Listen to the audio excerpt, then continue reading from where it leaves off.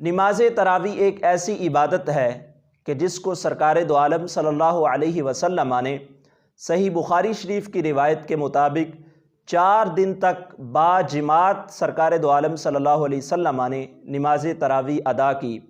اور جب حضور علیہ السلام نے لوگوں کی نماز تراویح کی طرف رغبت کو دیکھا تو حضور علیہ السلام نے پھر لوگوں کو منع کر دیا جماعت کے ساتھ پڑھنے کو کہ کہیں یہ میری امت کے اوپر فرض ہی نہ ہو جائے،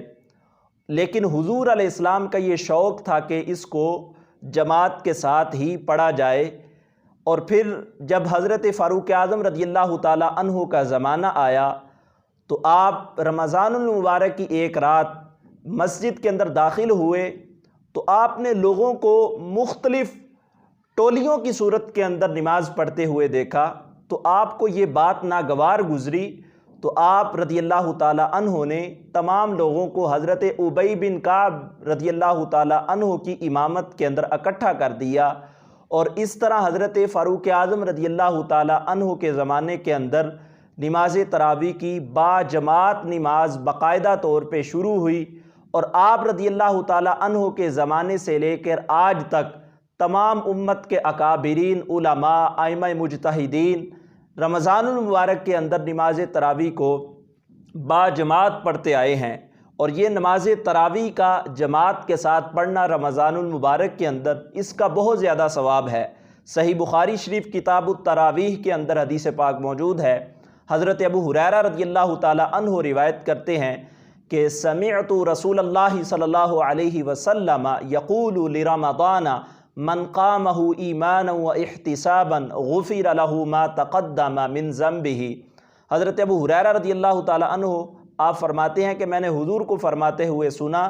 کہ جو بندہ رمضان المبارک کے اندر ایمان اور ثواب کی نیت سے قیام کرے گا تو اللہ اس کے گزشتہ تمام گناہوں کو بخش دے گا۔ اور تمام محدثین کا اس بات کے اوپر اتفاق ہے۔ علامہ عینی نے عمدۃ القاری شرح صحیح بخاری کے اندر لکھا ہے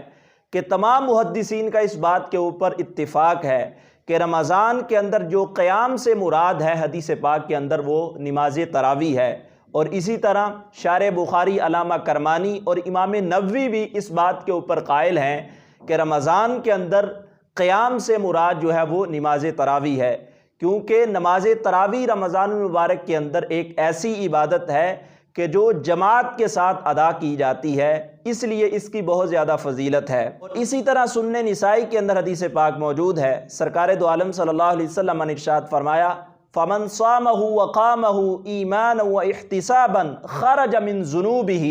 كَيَوْمِ وَلَدَتْهُ أُمُّهُ۔ فرمایا کہ جو بندہ رمضان المبارک کے اندر ایمان اور ثواب کی نیت سے اس کے روزے رکھے